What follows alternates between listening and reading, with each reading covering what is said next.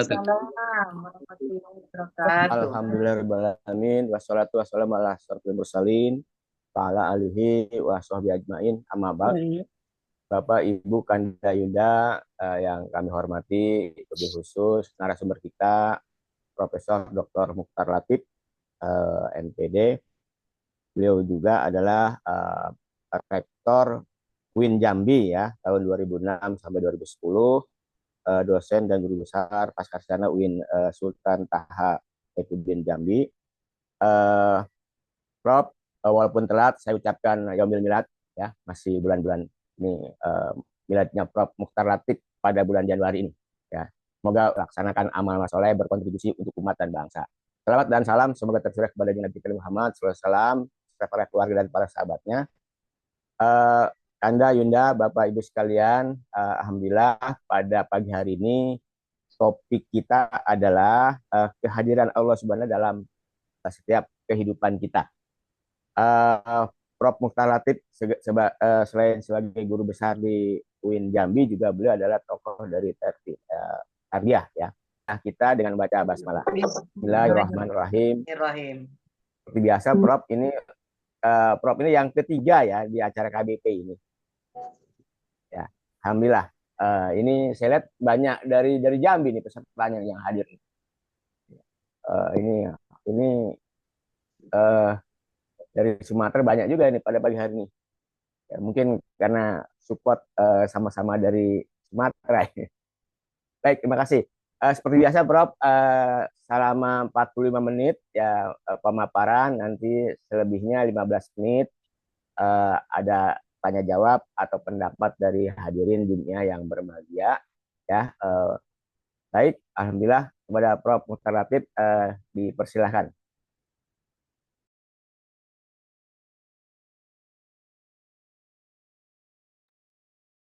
Suaranya masih di mute, Prof. Dibuka.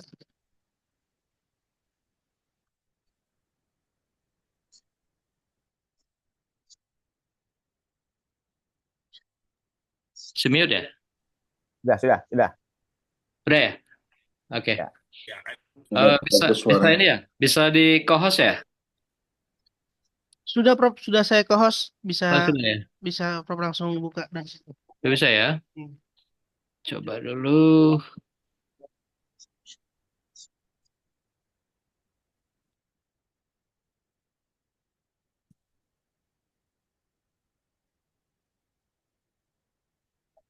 Di mana ngambilnya?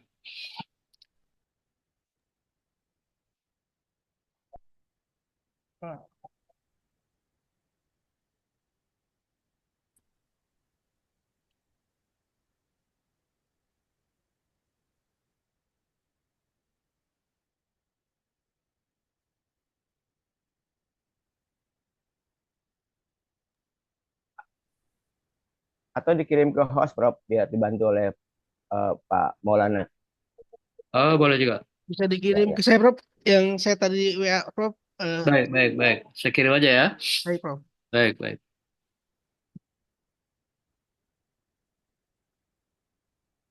Masuk gak? Masuk. Udah. Alhamdulillah, bisa lihat ya. Baik. Alhamdulillah. Makasih Ustaz. Bismillahirrahmanirrahim. Ada berapa nih, Kang? Jumlah semua?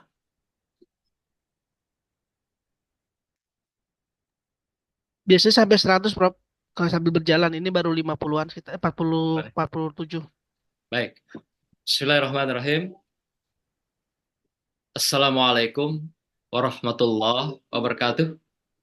Waalaikumsalam warahmatullahi wabarakatuh. Yang saya hormati teman-teman, saudaraku, pengurus PI PB, PI Pusat, lebih khusus Kang Ustadz Ahmad yang menjadi wasilah saya bisa bicara pada pagi hari ini, tampil untuk kesekian kalinya.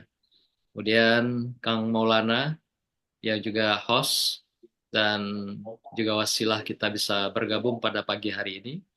Dan seluruh teman-teman pengurus besar dan pengurus daerah di seluruh tanah air.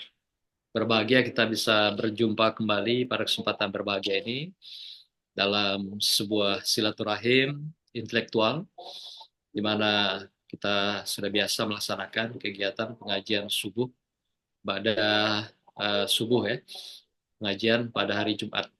Hari ini kita akan bicara tentang sebuah tema yang saya kira sederhana, tapi setidaknya kontekstual dengan kondisional kita dalam konteks hari ini, baik di dalam negeri kita sendiri, di tanah air, maupun secara global ya, yang sedang melanda kehidupan kita secara keseluruhan di seluruh belahan bumi dunia.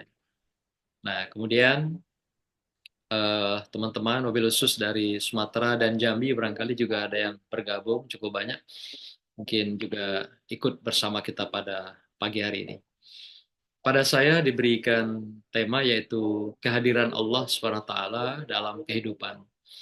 Tema ini ringan, sederhana, tapi insya Allah kita bisa kaji secara lebih mendalam nanti dan mendasar supaya lebih kita bisa diskusikan lebih jauh nanti lebih luas tentang topik yang kita angkat pada pagi hari ini.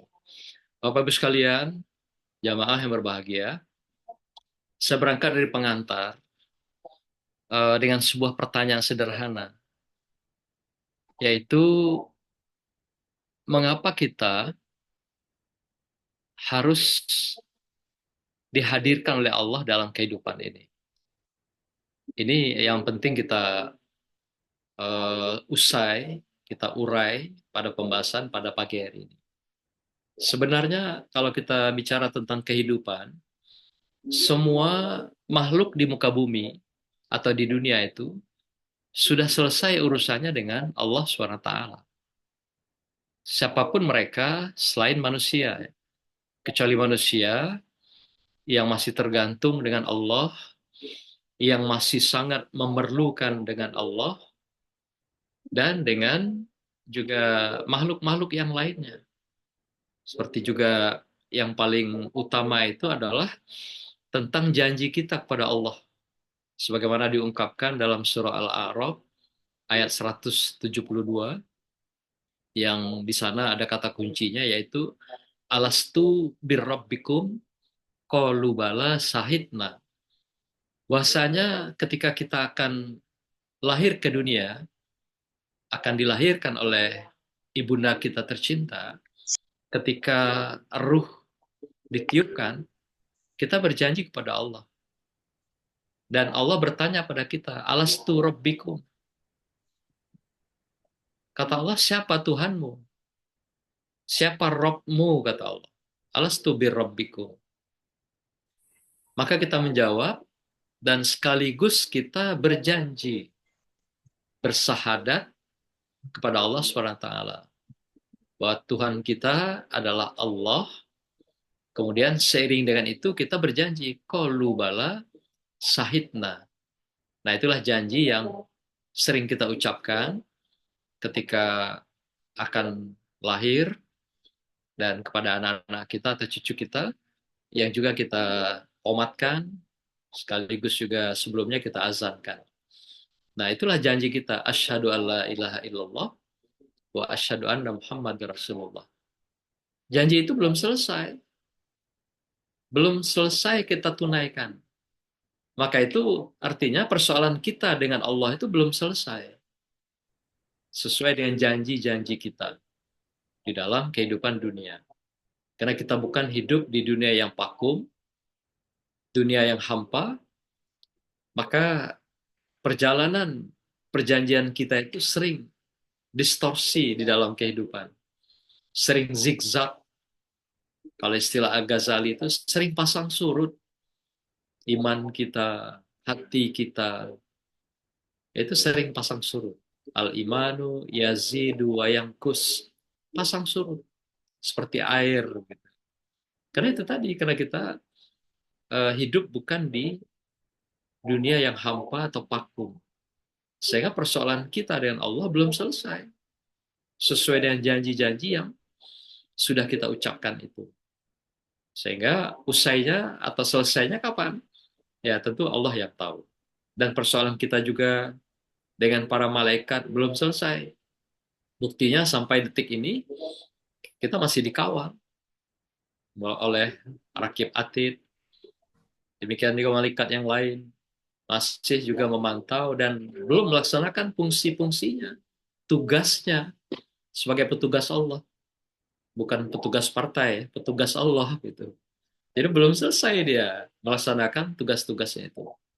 Baik rakib, atid, malik, ridwan, jibril, mikail, israfil, israel, sampailah pada mungkar dan nakir. Belum selesai. Maka itu kita masih punya hal-hal yang berkenaan dengan pemenuhan janji-janji itu dengan Allah, yang juga dijalankan janji-janji itu oleh para malaikat, dan kita juga belum selesai urusan kita dengan jin, dengan iblis dan setan. Belum selesai. Buktinya mereka masih bekerja setiap hari. Kinerja mereka masih berjalan, masih ditagih oleh komandannya gitu. Bahkan kita setiap lahir udah dibekali seorang jin dalam hidup kita yang kita kenal dengan korin. Nah, itu menunjukkan bahwa mereka bekerja menjalankan visi misinya, kita juga menjalankan janji-janji kita, belum selesai. Nah, bahkan juga terakhir kita juga masih punya problem, punya urusan, persoalan dengan sesama manusia. Juga belum selesai. Mulai dari kita kanak-kanak, sampailah masuk masa anak, masuk akil balik, sampai hari ini. Kita berhubungan dengan manusia. Dan hubungan itu ada yang mungkin kita jalankan dengan baik, indah. Ada kita jalani dengan kezaliman, dengan kejahatan, dengan kecurangan, dengan keculasan, dengan fitnah dan adu domba, dengan gosip dan intrik. Inilah yang kita jalankan, dan apa yang kita jalankan ini misi kita belum selesai. Maka itu kita masih punya persoalan, punya problem. Nah, oleh karena itu kita belum berakhir kehidupannya. Jadi ketika nanti rezeki itu Allah stop, ketika perjalanan ajal kita Allah stop, artinya disitulah berakhirnya persoalan-persoalan kita, urusan kita dengan Allah, dengan para malaikat, wabil khusus rakib dan atid, demikian juga jin, iblis, dan setan dengan manusia sesamanya. Nah, Bapak Ibu sekalian, sehingga kita dalam hidup ini masih berurusan dengan Allah dan makhluk-makhluknya yang lain. Bagaimana dengan makhluk yang lain? Tidak ada lagi masalahnya. Karena mereka memang dihadirkan ke muka bumi, ke dunia ini untuk kita. Apapun bendanya. Baik itu angin, hujan, air, tanah, tumbuhan, hewan, semua dihadirkan untuk kita. Tapi mereka urusannya udah selesai dengan Allah. Justru kita yang berurusan dan berkepentingan dengan mereka yang diberikan oleh Allah Subhanahu wa taala. Kalau mereka udah selesai, karena setiap saat mereka adalah bertasbih. Subhanallah. Mereka sibuk berbuat, bekerja, mengabdi hanya karena Allah. Mereka setiap saat menyanjungkan Subhanallah. Pohon-pohon, sampai kepalanya itu, akarnya itu ke dalam bumi, itu kepalanya itu. Itu menunjukkan bahwa dia setiap saat bertasbih kepada Allah. Jadi udah selesai persoalan-persoalan yang berkenaan justru dengan Allah.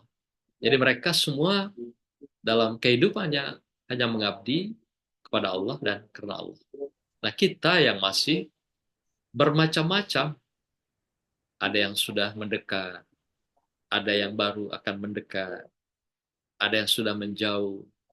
Inilah problem-problem yang kita hadapi, sehingga kita relatif ada yang sudah mengingkari tentang pernyataan kita ketika akan hadir ke muka bumi Allah dari rahim ibu kita sekalian.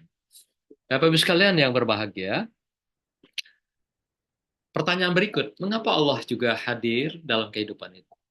Mengapa Allah Subhanahu wa taala hadir dalam kehidupan kita, utamanya manusia? Nah, tadi kalau dikatakan semua makhluk selain manusia udah selesai. Tapi kita spesial, khusus. Memang Allah hadir secara khusus untuk kita. Mengapa? Apa gerangan?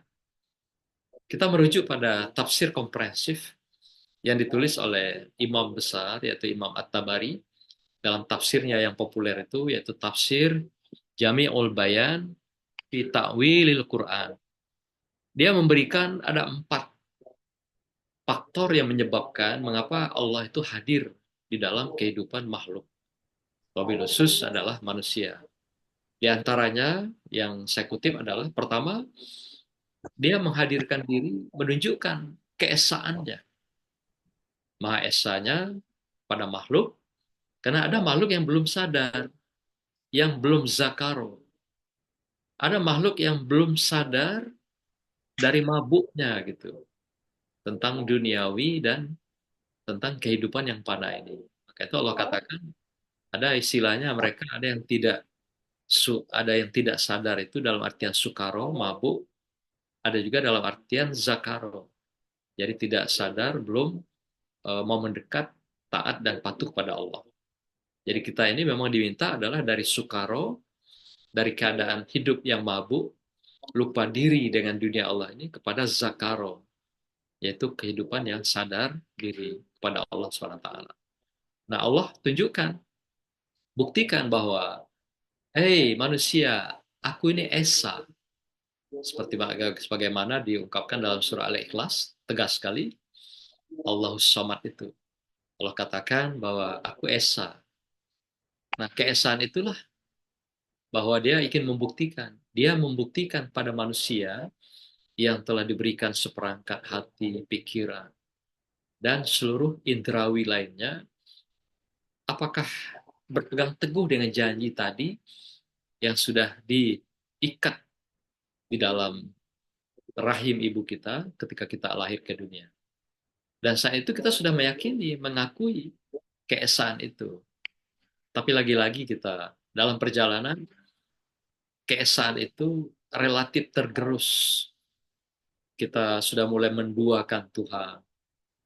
Kita meninggalkan Tuhan, bahkan lebih dari satu dalam kehidupan kita. Apakah kita menuhankan benda, menuhankan harta, menuhankan jabatan, menuhankan atasan. Inilah yang terjadi dalam kehidupan kita. Maka itu Allah hadir dalam kehidupan kita. Beliau ingin kita kembali tetap pada janji semula. Alastu birrabbikum. Allah ingin mengembalikan kita on direct track. Agar apa? Agar sesuai janji itu, maka juga pada akhirnya, endingnya nanti, kita juga diberikan, yaitu reward, kebahagiaan dunia dan akhirat. Yang kedua, kata Tabari, Allah ingin membuktikan dirinya sebagai pencipta.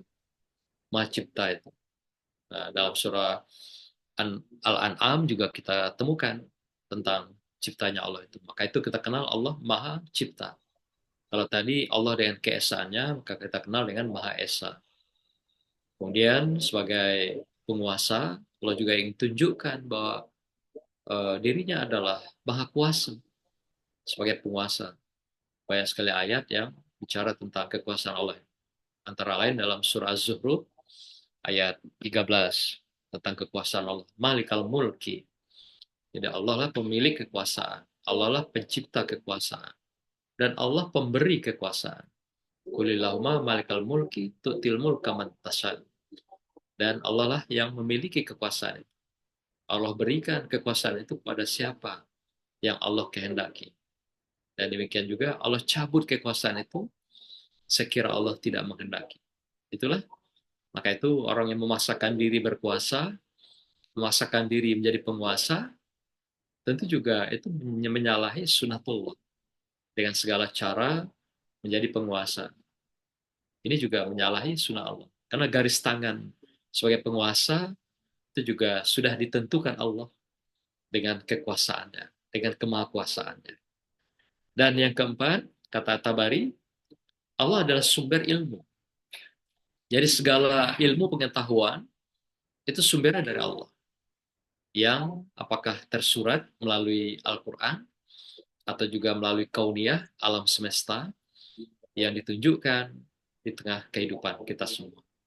Inilah maka kata Allah bahwa dirinya adalah maha tahu, maha paham, maha mengerti akan semua kehidupan, semua kebutuhan, semua keinginan daripada semua makhluk. Inilah kata Tabari, mengapa Allah hadir di dalam kehidupan manusia. Mengapa Allah menghadirkan keberadaannya di dalam kehidupan manusia. Bapak Ibu sekalian yang saya hormati, berikutnya bagaimana Allah hadir di dalam kehidupan kita, dalam kehidupan manusia, dalam keseharian. Nah, kita menemukan ada 3 ayat dalam konteks ini, tapi kita bahas khusus ayat Luqman atau surat Luqman ayat 16. Yang kata kuncinya adalah ya'ti bihallah. Yang lain-lain hanyalah penguat, seperti misalnya Qaf. Surat Qaf itu Allah menunjukkan dekatnya Allah dengan kita. Artinya Allah hadir di tengah kehidupan kita, ya artinya dia sudah sangat dekat.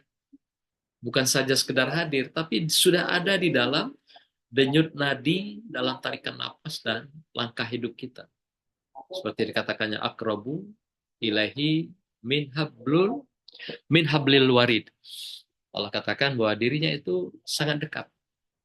Lebih dekat dari urat nadi lehermu, atau urat leher. Begitu dekatnya beliau dengan kita. Nah, tapi kita tidak bahas tentang itu, tapi kita ingin mengangkat dalam surah Luqman ayat 16 yang letternya kita lihat di depan, ya. Bapak Ibu bisa kelihatan ya barangkali. Bismillahirrahmanirrahim. Ya bunayya innaha intaku misqala habbatin min hardalin attakun fi sahratin au bis samawati wal ard. Ya'ti bihallah. Innallaha latifun khabir. Luqman berkata kepada anaknya, wahai anakku, sungguh jika ada sesuatu perbuatan seberat biji sawi atau zarah atau debu dan berada dalam sebuah batu atau di langit maupun di bumi, niscaya Allah akan memberinya balasan. Sesungguhnya Allah maha halus lagi maha teliti. Nah, kita ingin mengangkat di sini adalah tentang ya'ti bihallah yang seperti dikatakan oleh surah Luqman ini, ya. Apa itu maksud ya'ti bihallah? Kalau di sini letter-letternya adalah bahwasanya apa yang ada di seluruh alam ini semuanya itu adalah diberikan oleh Allah. Diberikan apa itu? Baik balasan, kemudian juga balasan itu apakah positif atau negatif. Apakah sanksi atau reward, sanksi, punishment, ya, hukuman, atau juga penghargaan, pahala atau dosa. Nah, inilah istilahnya ya'ti bihallah. Artinya kalau pandangan At-Tabari mengatakan ya'ti bihallah itu adalah setiap makhluk itu ya'ti bihallah, bergantung, tergantung pada Allah. Allah hadir di dalam setiap makhluk. Allah ada di dalam setiap makhluk. Sekalipun sebesar debu makhluknya itu, kalau dalam bahasa kimia fisika itu, sebesar molekul atau sel yang ada dalam kehidupan manusia, apakah dia dalam batu, dalam tanah, di dalam kayu, atau dalam tubuh kita, itu semua tergantung pada Allah. Ya tibihallah. Jadi tidak ada yang lepas dari kendali dan kontrol Allah, tidak ada yang lepas dari monitoring daripada Allah. Sehingga kehadiran semua makhluk itu benar-benar dipantau, dikontrol, dan Allah hadir di dalam kehidupan mereka. Seperti dikatakan tadi, Allah sudah ada di dalam diri kita, seperti dekatnya dengan urat nadi itu. Akrabu ilaihi min hablil warid. Begitu dekatnya. Jadi akrobu, korib sekali dekat di hal itu. Oleh karena itu, dia sudah hadir di dalam kehidupan kita. Dia sudah ada dalam kehidupan kita. Kita saja tidak sadar. Masih sering ingkar dengan janji kita. Padahal Allah pantau kita. Allah monitor kita. Allah kontrol kita, dan Allah punya CCTV terhadap kita, baik langsung maupun melalui petugas-petugasnya, yaitu para malaikat yang selalu mengikuti kita, mengawal kita, selalu merekam setiap apapun tarikan langkah dan napas kita. Nah, maka itu ya tibihallah ini menunjukkan bahwa Allah hadir dalam setiap tarikan napas kita. Kecuali kalau napas itu dihentikan, berhenti. Maka saat itulah ruh kita keluar dari jasad dan kita berhubungan dalam dunia yang berbeda, yaitu ruh dengan Allah SWT. Tapi kehidupan manusia di dunia sudah terputus dengan kematian itu. Maka itu, Bapak Ibu sekalian, dengan kita ya'ti bihallah, artinya tidak ada yang bisa kita banggakan. Tidak ada yang bisa kita melakukan sikap-sikap tindakan berlebihan di muka bumi Allah. Allah juga ingatkan dalam ayat-ayat yang lain. Wala tamsi fil ardi marroha. Jangan kau langkahkan kakimu di muka bumi ini dengan kesombongan, dengan keangkuhan, dengan arogan. Nggak ada tempat kalian itu untuk sombong. Maroha. Nggak ada. Karena yang sombong itu apa? Yang disombongkan itu apa? Semua aku yang bikin. Semua aku yang ciptakan. Semua aku yang kasih. Semua aku yang meliharanya. Aku yang menjaga. Aku yang mengontrol. Aku yang memonitor. Dan aku yang memenuhi semua kebutuhan saudara kalian. Lalu apanya yang ente sombongkan gitu? Inilah Allah selalu ingatkan kita dalam kehidupan. Tapi dasar manusia yang di dalamnya itu ada kekuatan-kekuatan amar, jinun, jinun yang juga berkolaborasi dengan nafsu kita, sehingga nafsa ini atau nafsa la amaratul bisu, nafsu itu selalu cenderung kepada kemungkaran dan kezalim. Inilah yang membuat kita acap kali sombong dengan sedikit kelebihan kita, sedikit kehebatan kita, sedikit kemewahan kita.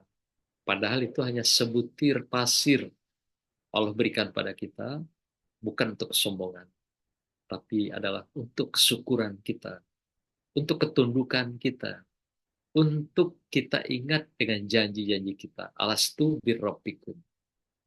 Karena Allah selalu hadir dalam kehidupan kita, justru janji ini sudah kita lupakan dalam kehidupan. Maka itu Allah selalu ingatkan melalui ayat-ayatnya dan kauniyahnya dalam kehidupan kita di dunia. Bahkan juga diingatkan Allah, ada yang langsung pada kita dengan peringatan-peringatan macam-macam, dengan musibah, dengan juga berbagai bala, bencana. Ini pada dasarnya adalah Allah mengingatkan kita akan janji-janji yang sudah pernah kita ucapkan pada Allah Subhanahu wa taala. Bapak Ibu sekalian, kehadiran Allah tentu saja dia bekerja secara cerdas. Dia memberdayakan petugas-petugas Allah. Ya, lagi-lagi bukan petugas partai, petugas Allah. Siapa dia di antaranya? Inilah para malaikat yang terus bekerja sampai hari ini melaksanakan tugas-tugas Allah.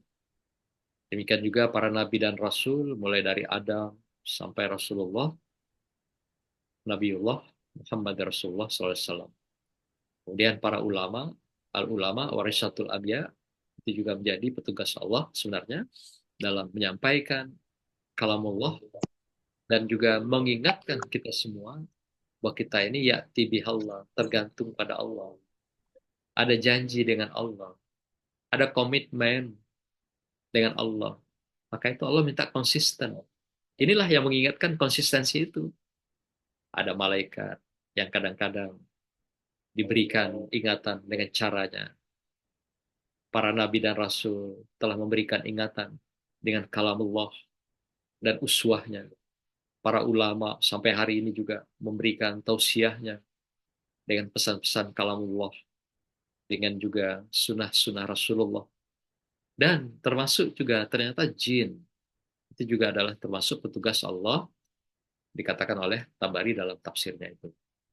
Inilah yang akan bertugas, yang sedang bertugas, dan juga yang sudah bertugas melaksanakan tugas-tugas Allah ini, melakukan monitoring, kontrol terhadap janji kita yang sudah kita ikrarkan pada Allah Subhanahu wa taala itu, dan yang sudah mengikat kita dalam kehidupan sehingga kita ya'ti bihallah.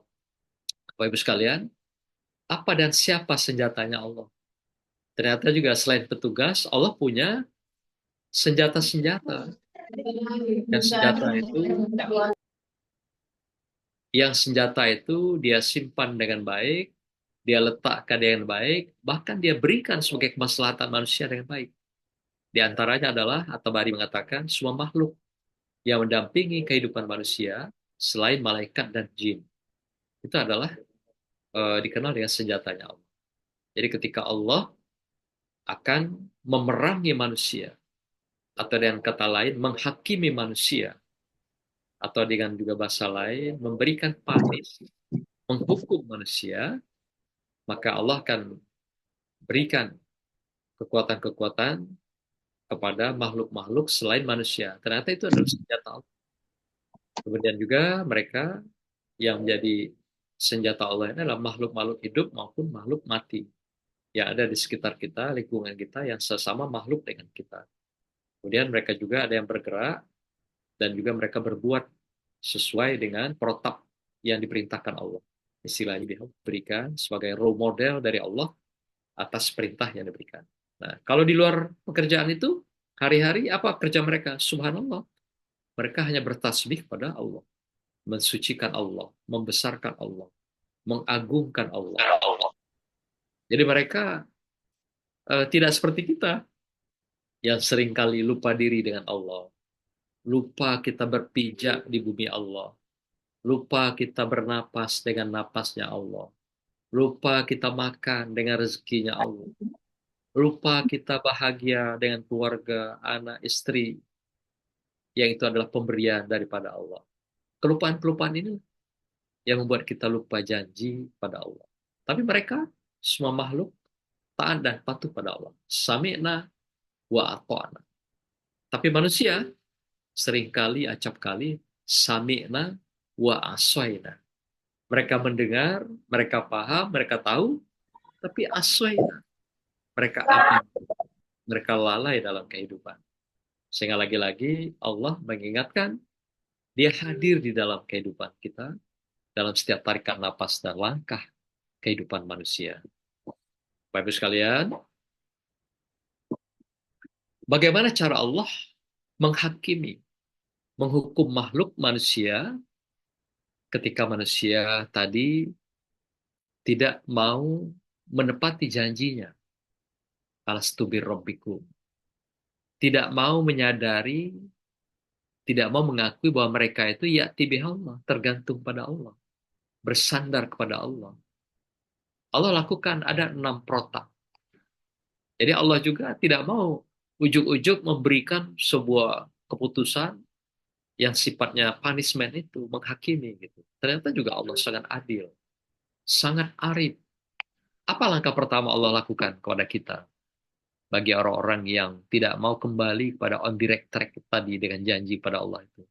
Yang tidak mau ya'ti bihallah, mengakui tergantung, bersandar pada Allah itu. Ya, padahal kita sudah diberikan. Pertama, Allah berikan kita bekal dulu dalam kehidupan ini. Jadi ketika kita sudah sempurna di dalam rahim ibu kita, di usia 3-4 bulan, ditiupkan ruh. Setelah ruh ditiupkan, dan Allah lengkapkan diri kita itu. Maka Allah berikan, yaitu hardware dan software. Hardware itu, hardware-nya adalah fisik kita, jasa dia kita.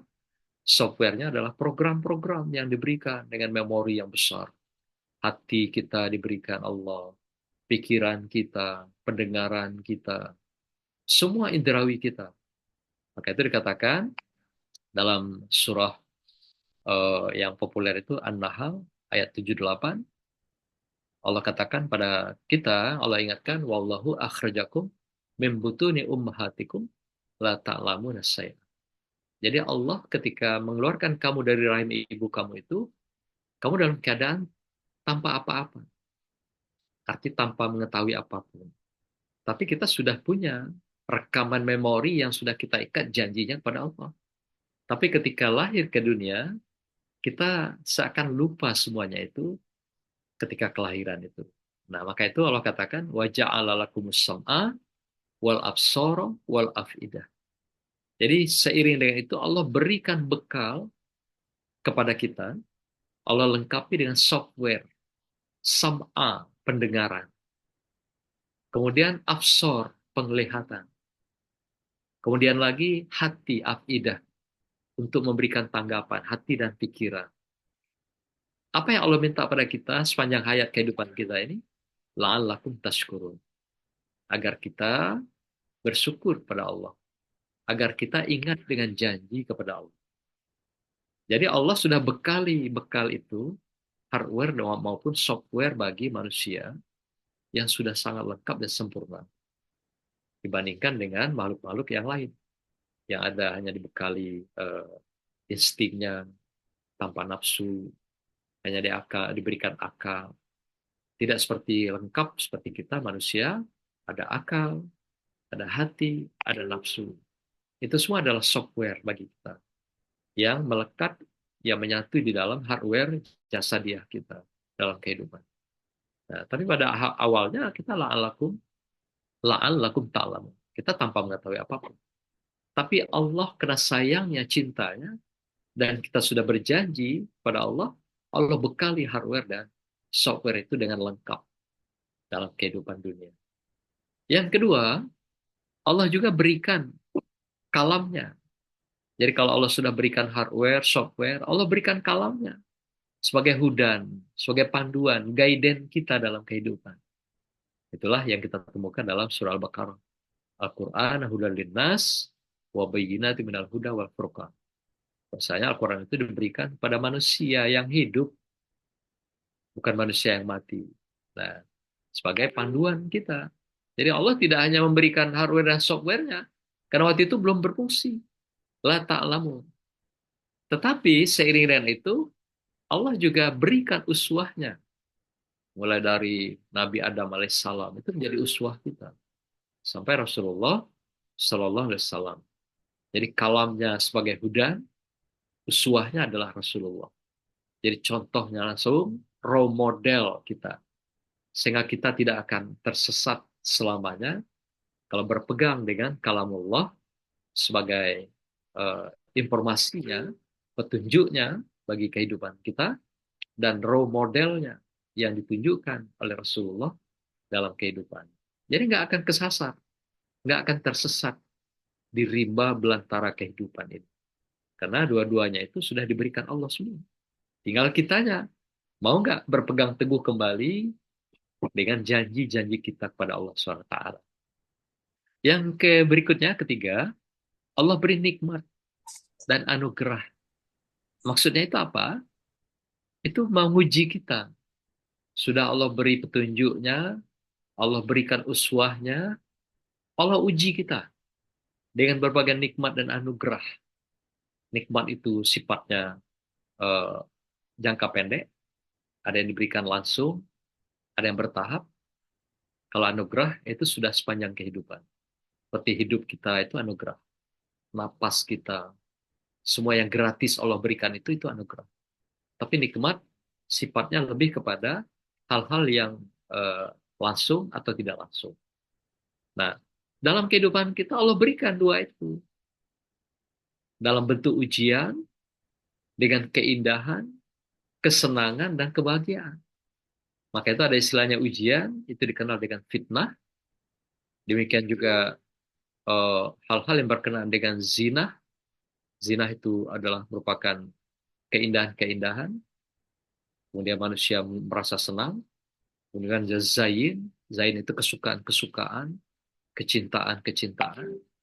Sehingga manusia menjadi bahagia, tenang, dan damai. Nah, ini juga kita temukan dalam beberapa surat. Misalnya Kahfi 46. Di situ juga Allah katakan, Al-malu wal banuna fitnatul hayati dunya. Jadi harta benda, pangkat, jabatan, apapun yang diberikan Allah pada kita sebagai nikmat, itu nikmat. Itu semua adalah fitnatul hayatid dunia. Fitnah bagi kamu di dunia. Artinya ujian, cobaan bagi kamu. Karena banyak sekali ada orang yang bisa bersyukur di dalam kesulitan, kepapaan, kemiskinan. Tapi kadang-kadang orang ada yang tidak lolos dengan berbagai ujian berupa nikmat, harta yang banyak, jabatan, kemudian lagi kesenangan dunia. Banyak sekali yang begitu. Dalam masa Rasul banyak sekali orang yang berubah gaya hidupnya dengan adanya rezeki yang diberikan Allah dalam bentuk nikmat itu. Nah, kebanyakan ketika mereka diberi nikmat, mereka berubah gaya hidup. Padahal kalau mereka bertahan dengan kebutuhan hidup, mereka pasti on direct track dengan gaya hidupnya. Tapi karena kebutuhan hidup itu dirubah dengan gaya hidup, maka orang tidak akan pernah berada di on direct track, yaitu di jalur yang benar.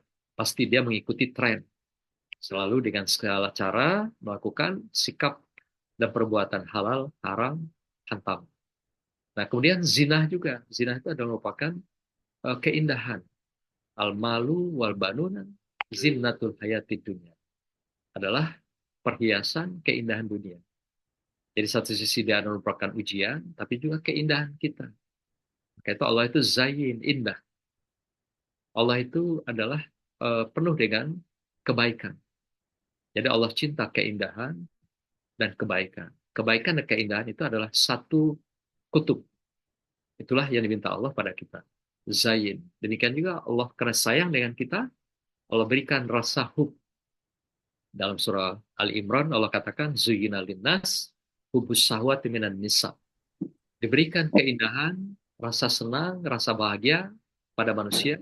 Seperti apa rasa senang dan rasa bahagia itu? Adalah rasa cinta. Hub.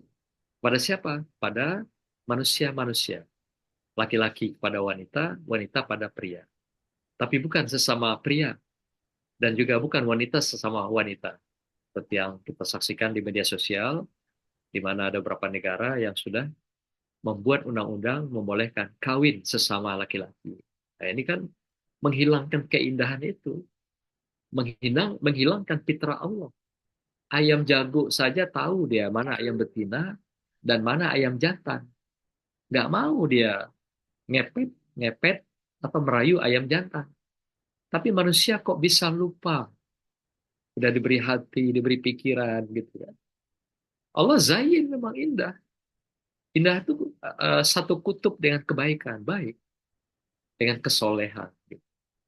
Jadi kalau sudah seleranya, cintanya kepada sama pria, wanita sama wanita, itu sudah menghilangkan fitrah keindahan. Allah itu indah. Indah tak bertepi. Tidak ada yang bisa mengukir keindahan. Kalau kata Al-Ghazali itu, Allah itu sangat indah. Bagaikan lautan, tidak ada tepi. Allah itu melahirkan atau juga menciptakan Al-Quran yang menjadi kalam itu adalah ilmu yang bagaikan samudra. Jadi ilmunya juga tidak sebanding, tidak ada tara, keindahannya pun tidak ada tara. Dan itu tidak minta pada kita, pada manusia. Yang keempat, ketika Allah peringati kita dengan syukur, agar kita mau ikat janji tadi kita pegang teguh, kita bersandar dengan janji itu, ya tibihallah, tapi kebanyakan kita kufur dalam kehidupan. Sehingga sampai Allah kecam, Allah marah, Allah murka. Allah katakan balhum adol. Ada di antara kamu itu balhum adol, lebih dari hewan ternak, kata Allah. Dalam satu surat dikatakan lahum kulubun layab kahu nabiha, walahum a'yunun la yubsiruna biha, walahum azanun la yasma'una biha. Kata Allah, aku sudah berikan kamu hati, kulubun, tapi nggak dipakai untuk merasa, untuk menyadari akan keberadaan aku hadir di tengah kamu semua. Aku sudah berikan pikiran, tapi kamu nggak gunakan itu. Kamu itu adalah hewan ternak. Ulaika kal an'am. Kamu itu bagaikan hewan ternak. Nah, lebih dahsyat lagi, balhum adol. Lebih dari hewan ternak. Wah, lebih parah itu. Hewan ternak katakanlah seperti sapi. Kita sudah dibilang seperti sapi gitu. Seperti kambing, seperti kerbau. Tapi ini lebih dari itu. Balhum adol. Saking murkanya Allah, karena sudah dibekali tadi dengan hardware itu, dan softwarenya, hati, kemudian lagi pikiran, pendengaran. Tapi tidak kita gunakan untuk menatap semesta kenyataan ini. Itu dari Allah. Dan Allah dekat dengan kita. Dan kita sudah berjanji dengan Allah. Kita ini tergantung pada Allah, ya tibi Allah. Tapi tetap aja, jalannya masih zigzag juga. Kadang ingkar, kadang kembali, kadang mutar-mutar. Sehingga pada akhirnya kita menjauh dari Allah. Nah, dalam keadaan demikian, Allah sudah kecam, sudah murka, nggak juga berubah, nggak juga kembali dari perjalanannya yang panjang itu. Maka Allah berikan, ada istilahnya, istidrat. Ada tiga. Istidrat adalah Allah biarkan kita. Ada pembiaran sikap Allah. Allah biarkan kita. Sudah diberi ingatan, beri nikmat yang banyak. Sudah diberikan berbagai isyarat-isyarat. Tidak juga kita dengar. Maka Allah malah beri betul dia. Yaitu berbagai kenikmatan, kesenangan, kebahagiaan. Seperti kita temui dalam surah Al-An'am misalnya. Allah katakan, wa iza aradna nuhlika qaryatan amarna mutrafiha. Ketika Allah hendak menghancurkan satu kaum, sekelompok orang atau seseorang, Allah ulur dia, Allah beri dia berbagai kesenangan, kenikmatan yang lebih dari manusia lainnya. Tapi hati-hati, itu istilahnya mutrafiha. Mutrafiha itu dari kata dasarnya trofiha, yaitu bahagia. Sedangkan mutrafiha itu kebahagiaan yang diberikan Allah. Jadi sehingga dengan kebahagiaan itu manusia lupa diri. Di saat mereka lupa diri atas nikmat Allah ini atau anugerah Allah ini, maka di sanalah Allah berikan yaitu hukuman yang merupakan puncak daripada apa yang diberikan sebagai sanksi pada kita, yaitu azab dan bala. Itulah tadi mutrafiha itu papasaku piha pahakko alaihal kaulu pada marnaha takmir. Jadi setelah Allah berikan mutrafiha, rafiha itu tadi, maka kemudian papasaku piha, maka Allah perintahkan pasukannya ya kepada kita, artinya menghukum kita dalam kehidupan dunia ini. Papasaku piha pahakko alaihal kaulu pada marna tatmiro. Dengan cara Allah hancurkan kita, Allah musnahkan kita, Allah habiskan kita sehancur-hancurnya, semusnah-musnahnya, serendah-rendahnya. Nah, itulah cara Allah melakukan tindakan-tindakan reward ataupun punishment kepada kita semua. Dari zaman ke zaman, dari masa ke masa, karena sejarah adalah perulangan.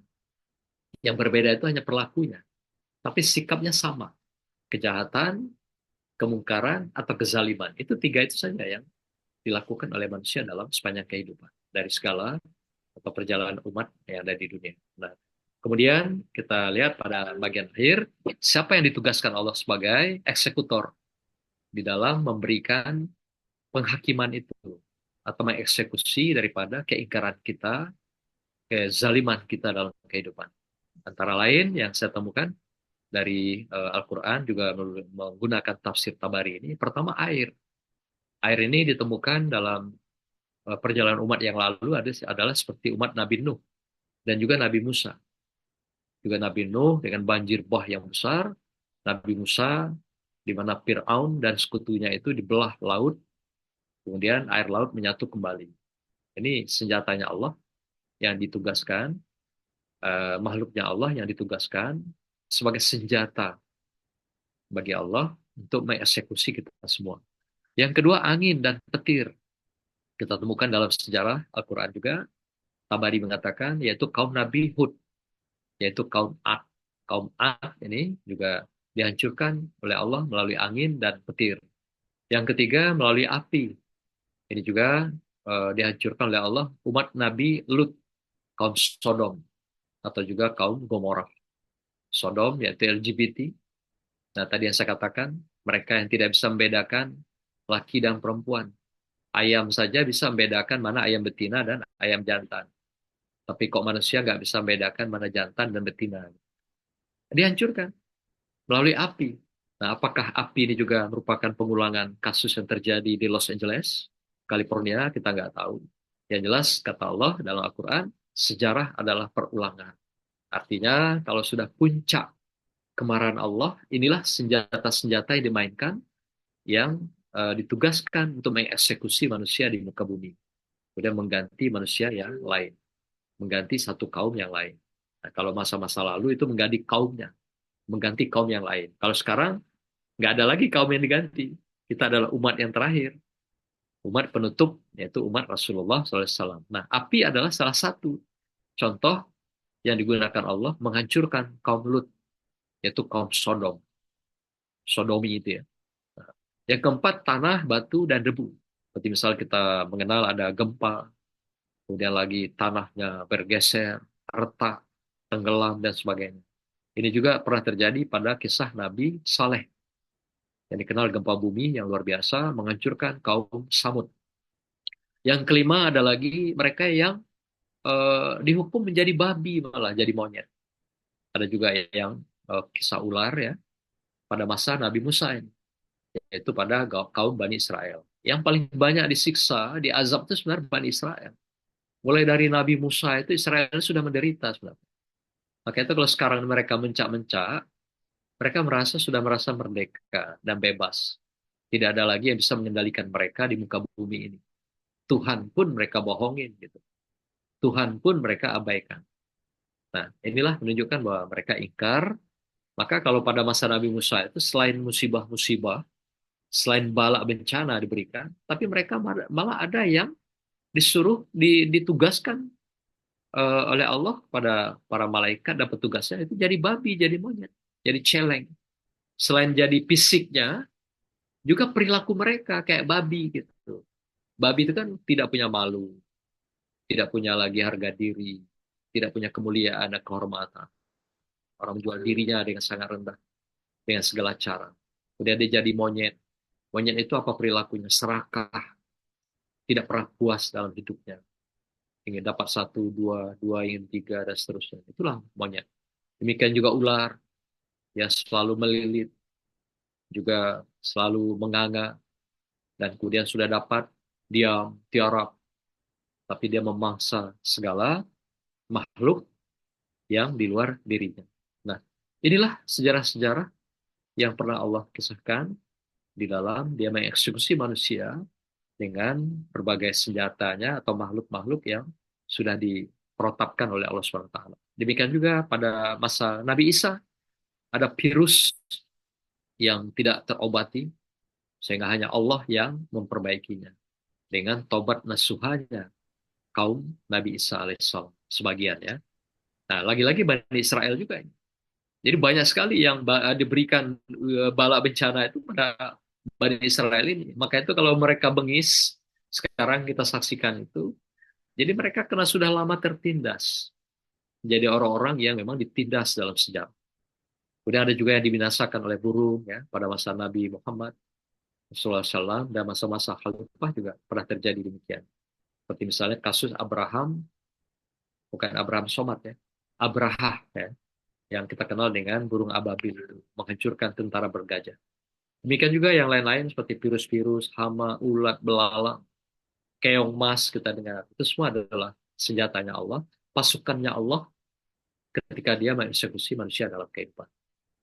Terakhir, Bapak Ibu sekalian, saya menutup dengan ayat yang kita temui dalam surah Al-Baqarah, di mana berbunyi di sini adalah kaifa takfuruna billah. Allah ingatkan bagaimana kamu kok bisa ingkar dengan Allah. Mengapa kamu kok tega-teganya ingkar dengan Allah? Padahal kamu sudah janji. Kamu ya'ti bihallah. kamu itu Allah Somad, meminta hidup pada Allah. Dan kamu itu memohon pertolongan pada Allah. Ihdinas siratal mustaqim. Sebelumnya lagi kita iyyaka na'budu wa iyyaka nasta'in. Pada Allah kamu mengabdi dan juga memohon pertolongan, perlindungan, bersandar. Tapi kok kamu bisa kaifa takfuruna billah? Ini Allah tantang kita. Kok bisa-bisanya kamu itu ingkar, mungkar, zalim kepada Allah dan pada makhluk lainnya. Wa kuntum amwata fa'ahyakum tsumma yumitukum tsumma yuhyikum tsumma ilaihi turja'un. Bagaimana kamu kok bisa ingkar pada Allah? Padahal kamu itu tadinya mati. Lalu Allah hidupkan kamu, kemudian matikan kembali, lalu Allah hidupkan kembali. Kemudian pada Allah lah kamu akan kembali selamanya. Nah, kita dua kali mati loh Bapak Ibu sekalian. Mati pertama memang betul-betul ketika dalam rahim ibu kita. Ketika kita belum ditiupkan ruh, itu masih dalam keadaan mati. Hidupkan oleh Allah ketika kita lahir ke dunia. Kemudian mati lagi di dunia ini. Karena akhir ajal kita sampai. Nah, kemudian Allah hidupkan kembali, bangkitkan kembali di akhirat sana. Di alam kubur, barzah, sampailah nanti yaumil kiamah, ketika kita mempertanggungjawabkan segala apapun perilaku perbuatan kita di muka bumi Allah ini, apakah sesuai dengan janji kita, yaitu alastu birrabbikum, atau kita sami'na wa asoina, kita mendengar, kita berjanji, tapi kita ingkari janji kita dalam kehidupan. Padahal Allah sudah katakan, kita semua adalah ya'ti bihallah. Tapi tega-teganya kita kata Allah, takfuruna billah, ingkar kepada Allah. Barakallah, wassalamualaikum warahmatullahi wabarakatuh. Makasih Kang Mamat dan Kang Maulana. Lanjut. Alhamdulillah, makasih Prof Ya. atas pencerahannya. Kang Mamat. Masih ada waktu Prof ya. Baik, Ya, Bapak Ibu izin. sekalian, mohon sabar dulu Tambahkan ya. sedikit, Ini insya ada Allah. dua yang sudah tiga ya, yang raise hand. Yang pertama tadi Pak Saleh Mude, Pak Saleh masih ada ini dari Amerika jauh. Pak Amsori, Pak Ya, insya Allah. Agus Salim dan Pak siapa lagi nih? Baik, Pak Saleh Mude dulu, silakan. Oke Ustadz, saya suka sekali materinya, terutama cara-cara memahami diri, mendekatkan diri sama Allah, dan terakhir itu adalah eksekutor yang dipakai Allah untuk katakanlah untuk menghukum orang-orang yang ingkar atau orang-orang yang kafir. Nah, itu yang menarik satu itu adalah Nabi Nuh. Ketika dikatakan bahwa Nabi Nuh itu eksekutornya itu adalah air. Saya sungguh tidak, walaupun pernah sekali dua kali saya mendengar pertanyaan ini, itu pertanyaan saya kembali ulangi di sini karena saya terus terang saya tidak tahu jawabannya. Nomor satu itu, apakah pada saat banjir Nabi Nuh itu banjir seluruh dunia menurut katakanlah menurut apakah itu menurut Quran atau menurut kisah yang bisa dipercaya, ataukah hanya banjir di katakanlah di satu tempat, sama misalnya kalau di Indonesia ada banjir, katakanlah banjir di Sulawesi Selatan, itu pun hanya beberapa kabupaten. Terus, nah, banjir pada zaman Nabi Nuh itu, Ustadz, apakah itu banjir seluruh dunia ataukah hanya di tempat atau di kampungnya Nabi Nuh? Itu aja pertanyaan saya. Makasih. Baik, lanjut mungkin satu lagi nih, dua orang dulu ya, Prof ya. Pak Amsori, silakan Pak Amsori. Baik, Alhamdulillah, terima kasih. Ini saya ingin sedikit menambahkan dalam rangka sharing. Ada dua referensi, tadi saya sangat tertarik sekali Prof. Mukhtar menyampaikan dengan filosofis dan sangat dalam, khususnya berkaitan dengan kehadiran Allah Subhanahu wa Ta'ala dalam kehidupan. Nah, dua referensi itu diambil dari surat Al-Baqarah ayat 255, ya'lamu baina aidihim wa ma khalfahum wa la yuhituna bi syai'in min ilmihi illa bima syaa. Artinya Allah kita ini pada dasarnya kan tidak tahu. Kita tahu tuh karena Allah kasih tahu. Karena pada prinsipnya Allah ini ada sifat yang sifatnya kodratullah, ada yang sifatnya sunatullah. Nah, sebagaimana sampel dalam kehidupan, nah kita lihat dalam penciptaan, pertama Nabi Adam alaihissalam sebagai awal daripada kehidupan manusia. Karena ada teori Darwin, dia berpikir bahwa kehidupan manusia ini proses evolusi. Tapi ini sudah mentah kalau kita melihat dari pemikiran otorita wahyu. Nah, kita bermula atau berawal dari Adam. Dan Adam dalam proses penciptaan, nah ini bertantangan dengan asbab. Tanpa mak atau tanpa ibu dan tanpa ayah. Nah, satu lagi yang ini memang bertentangan dengan sunatullah, tapi inilah kodratullah. Nabi Isa alaihissalam, dia punya ibu Maryam binti Imran, tapi tidak punya ayah. Nah, ini suka-suka Allah, karena Allah Maha Kuasa. Nah, namun Nabi kita Muhammad SAW dan kita semua, yaitu dengan asbab sunatullah. Ada proses di situ. Ada ibu dan ada ayah. Sehingga lahirlah, berkembang biaklah manusia ini. Nah, berkaitan dengan ayat berikutnya, yaitu surat Al-Hasr, surat 59, ayat 19. Wala takunu kallazina nasullah fa'ansahum ampusahum ulaika humul fasikun. Jadi kalau kita lupa dengan Khalik, Sang Pencipta yang mengatur, yang maha pemberi dan kasih sayang ini, maka automatically kita pun akan lupa dengan diri kita sendiri, seperti kita jadi mabuk. Nah, siapa orang yang lupa dengan dirinya itu? Ulaika humul fasikun. Nah, itulah orang-orang yang fasik. Nah, dalam hal ini, dari dua ayat, sebenarnya banyak ayat-ayat ini, bahwa kita tidak lepas daripada Allah SWT. Kita tahu dengan diri kita karena memang Allah sudah memberitahu tentang kita. Tinggal Ada kita pertanyaannya. ini sharingnya adalah kita bagaimana kita mensikapi sejauh mana kodrat Allah, sejauh mana sunatullah itu sendiri. Maka kalau dua-dua ini secara komprehensif, maka kita akan ketemu dengan pemikiran Al-Ghazali. Apabila kita kenal dengan Tuhan kita, ini kebalikan dari surah Al-Hasr tadi, maka kita akan kenal dengan diri kita. Nah, Baik, demikianlah. Pak Terima Menteri. kasih. Assalamualaikum warahmatullahi wabarakatuh. Baik, Prof, masih ada waktu, Prof ya? Ini satu pertanyaan lagi dari ini, ada beberapa yang udah antri. Biar lebih ini ya, lebih terarah. Silakan Pak Medi tadi yang sudah. Nanti setelah ini silakan direspon. Ya, Pak Medi. Assalamualaikum warahmatullahi wabarakatuh. Waalaikumsalam warahmatullahi wabarakatuh. Tafakkaru fi khalqillah wala tafakkaru fi zatillah. Subhanallah. Berpikirlah apa tentang ciptaan Allah, jangan berpikir tentang zat Allah. Kenyataan sekarang negeri komunisme yang begitu besar dan lain sebagainya gitu. Pertanyaan singkat saja, kenapa mereka tidak meyakini adanya Allah? Atau mungkin Allahnya Allah ada Tuhan-Tuhan yang lain selain yang disembah oleh yang kita yakini Allah. Mungkin Tuhan bendanya mereka, Tuhan materialismenya dia. Itu aja tuh, Prof. Terima kasih. Ya, silakan Prof direspon dulu biar nanti menyusul yang lain. Terima kasih. Terima kasih, Kang. Baik, pertama tadi dari saudara kita di Amerika ya, Kang ya?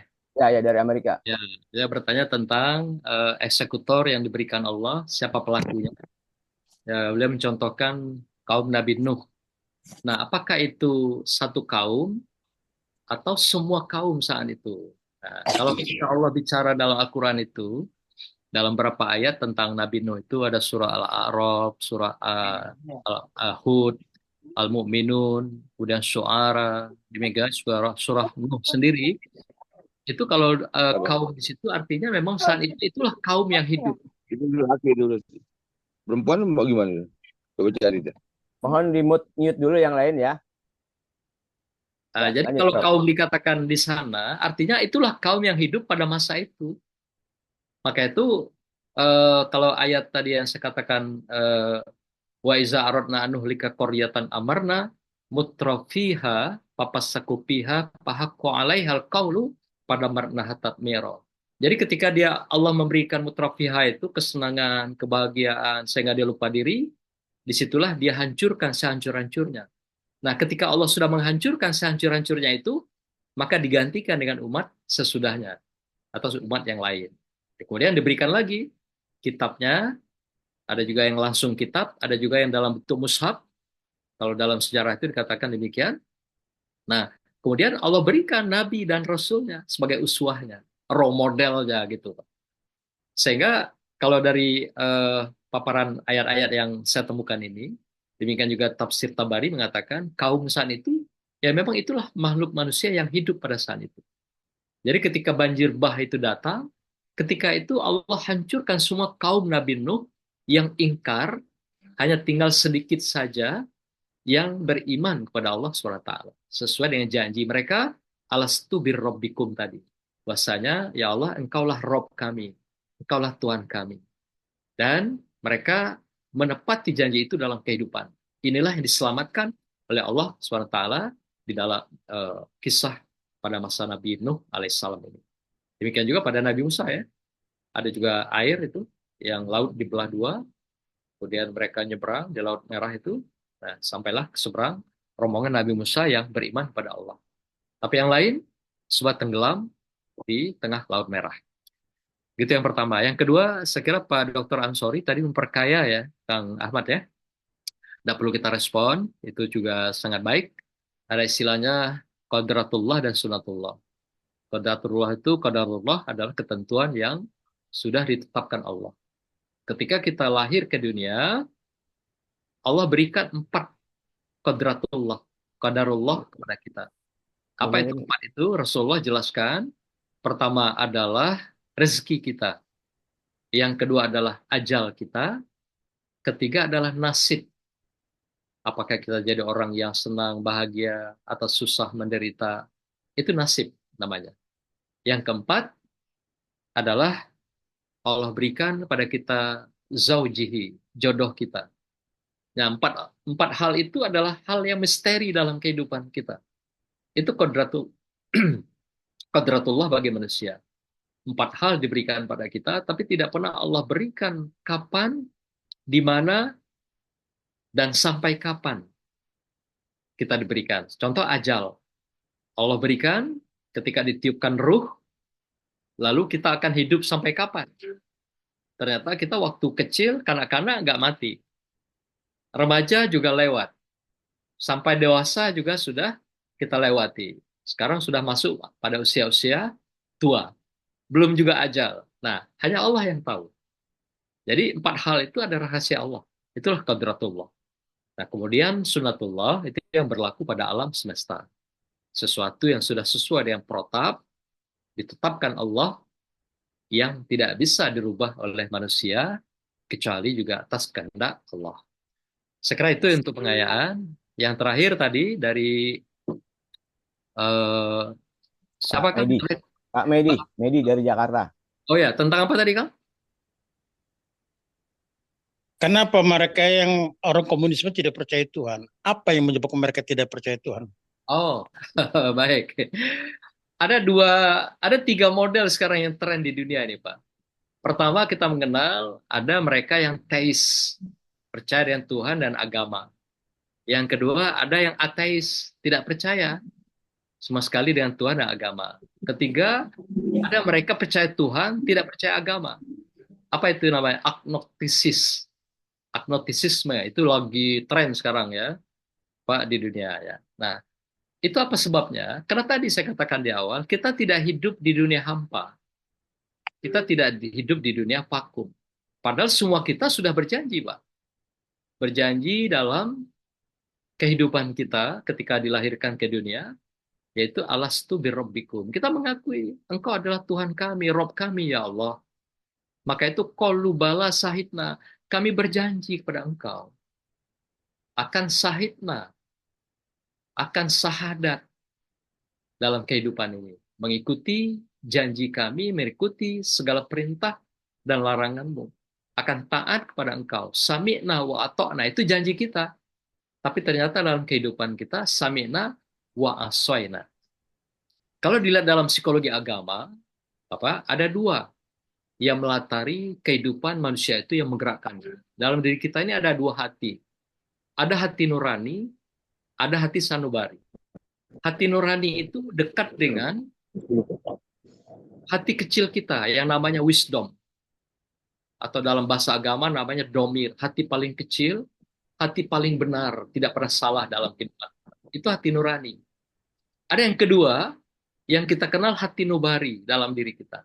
Hati nobari, sanubari itu, dia dekat dengan nafsu. Dia sering berkolaborasi dengan nafsu. Nah, jadi kalau kita, mengapa berubah kalau pertanyaan begitu? Salah satu faktor penyebab, karena ada kita dalam hati itu, belahan kedua namanya hati sanubari. Yang kolaborasi dengan nafsu. Nafsu itu dekat dengan jin, dekat dengan setan, dekat dengan iblis. Cenderung kepada kemungkaran. Inna nafsa la amaratum bisu, kata Allah. Jadi kalau kamu ikuti nafsu itu, kamu pastilah hidup dalam kezaliman, kemungkaran, dan berada dalam kesesatan yang nyata. Pasti ingkar, pasti sirik, pasti munafik dalam kehidupan. Kenapa? Karena berkolaborasi dia, ada nafsu di sana. Ada jin di sana, korin yang ada dalam diri kita ini. Jadi kita setiap lahir itu, jin itu sudah perintahkan pasukannya mengawal kita setiap orang, namanya korin. Nah, jin ini kalau kita arahkan menjadi kebaikan, dia mengikuti dimensi malaikat. Maka jinnya dikenal jin Islam, jin yang beriman. Tapi kalau enggak, kalau kita juga hatinya kotor, yang dekat dengan nafsu, dia ikut jejak kita itu, menyesuaikan, malah menyuburkan jin korin yang dalam diri kita itu. Inilah yang melatari mengapa manusia bisa melakukan berbagai tindakan kezaliman, kemungkaran, dan kejahatan itu. Kolaborasi antara hati sanubari dengan nafsu yang didorong, diperkuat dengan adanya jin, setan, iblis yang ada di dalam diri kita. Jadi kita tidak hidup di dunia yang vakum. Maka itu kita bertarung dalam hidup ini. Antara nurani dengan sanubari. Kita bertarung dalam hidup ini dengan kekuatan malaikat, dengan dimensi saitonia, yang merupakan perilaku jin dan iblis itu. Itulah syaitan. Inilah tarik-menarik setiap hari. Barang siapa yang memang benar sholatnya, maka dia akan pasti punya perisai kekuatan dalam kehidupannya. Benar ketaatan ibadahnya, pasti dia juga punya kekuatan benteng yang tidak terkalahkan, yang sangat tangguh di hadapan manusia. Inilah tarik-menarik itu, kutub positif dan negatif. Siapakah pemenang dalam 24 jam dalam kehidupan kita? Itu kembali kepada sholat kita, ibadah kita, puasa kita, sedekah kita, kesolehan kita, dan sebagainya. Inilah. Nah, maka itu kita bertanya juga, sudah berkualitas nggak sholat kita? Atau sholat kita masih seperti sholatnya orang munafik, kata Allah. Yaitu as-sholatu kusal, sholat orang yang berpura-pura. Atau sholatnya orang mabuk, sukaro, wa antum sukaro, wala taqrabus sholah wa antum sukaro. Jangan engkau sholat kalau engkau masih dalam keadaan mabuk, kata Allah. Mabuk ternyata Al-Munjid memberikan paham, sukaro itu adalah orang yang melakukan tindakan tapi tidak satu dengan hati. Hati dan pikiran berbeda, lisan dan perbuatan berbeda. Itu ternyata yang mabuk kalau istilah Kamus Al-Munjid, kamus bahasa Arab itu. Jadi orang yang tidak satunya antara hati dan pikiran, lisan dan perbuatan, itulah yang mabuk. Jadi kalau mabuk minuman, itu mabuk yang dalam artian fisik. Tapi mabuk dalam artian spiritual, ternyata itu yang dimaksud dengan sukaro. Atau model yang ketiga, sholatnya orang yang selalu berkeluh kesah. Siang malam berkeluh kesah aja. Jadi sholat itu hanya curhat doang. Hanya menyampaikan keluhan dan kesah saja gitu.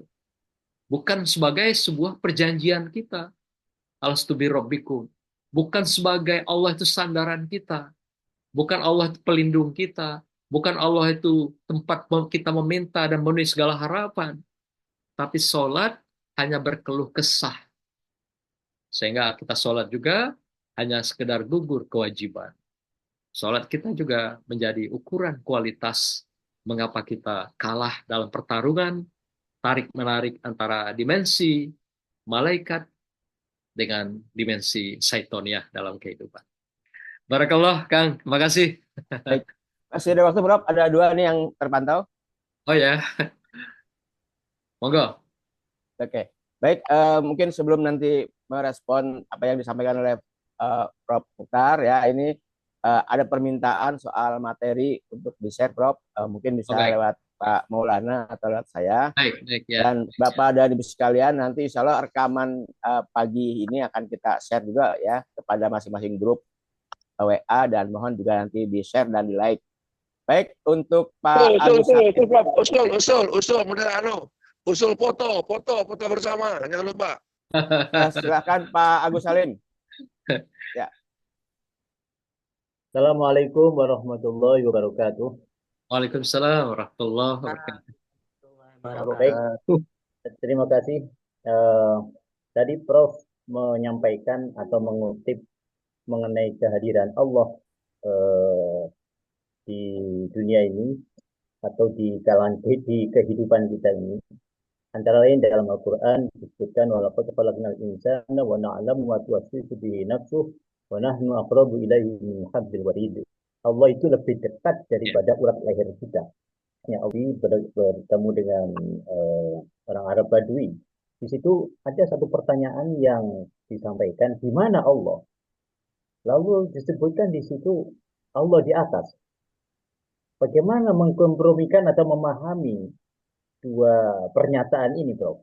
Nah, itu saja pertanyaan saya, Prof. Terima kasih. Assalamualaikum warahmatullahi wabarakatuh. Waalaikumsalam. Silahkan Mbah Jahrawi ini dari Bantul yang rajin siap. Silakan Mbah.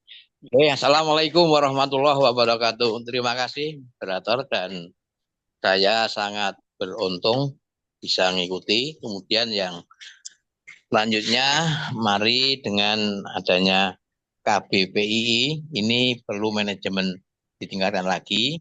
Kemudian juga perlu realisasi manajemen takorup, Prof. Nah, saat ini alhamdulillah Ketua MPR-nya juga dari KBPI ya. Nah, ini mohon untuk memanage kedekatan kita dengan Allah melalui KBPI untuk kemaslahatan Indonesia yang saat ini sudah nampak adanya abruhah. Nah, moga-moga KBPI bisa memanage sehingga ada jamaah Abdul Muthalib yang karena tawakalnya ini Allah hadir menghancurkan abruhah dan bala tentaranya. Singkat saja, semoga ini sudah cukup. Nanti Prof bisa lebih jauh memberikan pandangan yang lebih luas. Terima kasih Pak Moderator dan Prof yang terhormat. Mudah-mudahan sehat selalu, awet tua, dan manfaat. Terima kasih. Assalamualaikum warahmatullahi wabarakatuh. Waalaikumsalam. Terima kasih Mbah Jahrawi dari Bantul ini ya, bila rajin di tiap Jumat beliau ini. Baik Prof, silahkan ditanggapi dan sekaligus menutup untuk closing statement. Kan Prof. Baik, terima kasih Kang. Yang pertama tentang Allah di atas ya.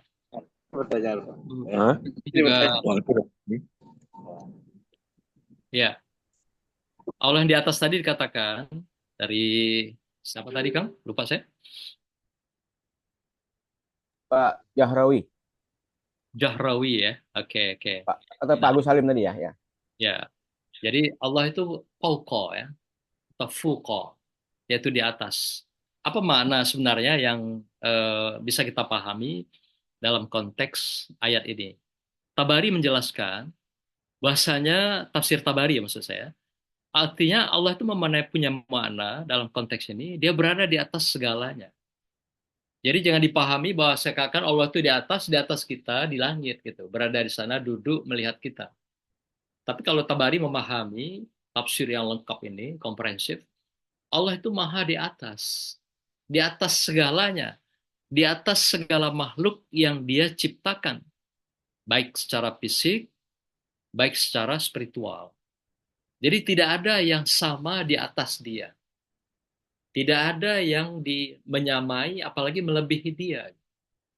Itulah kayak di atasan dia itu kemahakuasaan dia, atas kekuasaannya, atas juga tempat kita bergantung segalanya. Karena kalau secara logika kita pahami, kalau kita sama dengan Allah, apanya yang kita bisa bergantung pada dia? Apa yang kita bisa minta pada dia? Kalau dia sama dengan kita. Kalau dia sama kekuatannya, kekuasaan dengan kita. Maka itu Tabari memahami di atas dalam konteks ini adalah dia di atas segalanya. Maka itu jangan dikhawatirkan apakah dia jauh atau dekat. Nah, tadi udah sampaikan, ayat-ayat Bapak bacakan juga. Dia sangat qarib. Aqrabu illahi min hablil warid. Jadi sangat dekat. Bagaikan dekatnya kamu dengan urat nadi. Kita dekat dengan urat nadi. Allah lebih dekat lagi gitu. Artinya Allah itu berada dalam setiap tarikan napas. Setiap denyut nadi. Setiap aliran darah. Disitulah Allah hadir di tengah kita. Jadi di atas dalam konteks ini, ada yang memahami secara jasa dia. Di atas seakan-akan di atas, di langit gitu ya. Padahal tidak demikian. Dalam pelajaran Tauhid awal kan kita sudah belajar sifat-sifat Allah yang 20, 12, itu kan mulai dari wujud, qidam, bako, dan seterusnya. Kita memahami betul bagaimana sifat-sifat Allah itu sebagai bingkai dasar keagamaan kita. Mungkin kita kembali ke sana, itu lebih kita bisa mantapkan tauhid kita agar mengenal Allah. Seperti tadi katakan Pak Ansori tadi, ketika manusia mengenal dirinya, man arrofa nafsahu, paman arrofa robbahu. Barang siapa yang mengenal dirinya, pasti dia akan mengenal Tuhannya.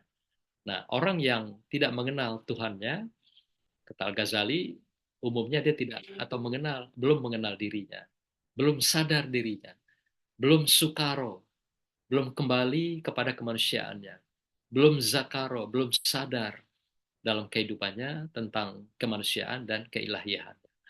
Nah, inilah sebagai pengayaan ya untuk Bapak atas apa yang tadi sampaikan.